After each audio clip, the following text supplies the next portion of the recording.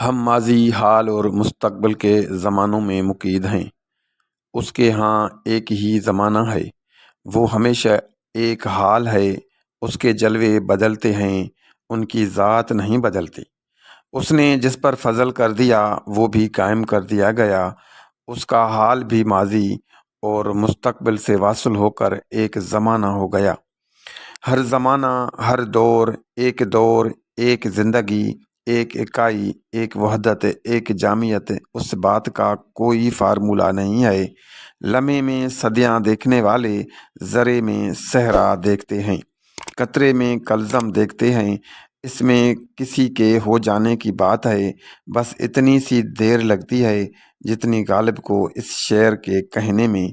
دل ہر قطرہ ہے ساز انل بہر، ہم اس کے ہیں ہمارا پوچھنا کیا۔ اجازت دیجیے، میں حضور بخش ہوں۔ اللہ حافظ۔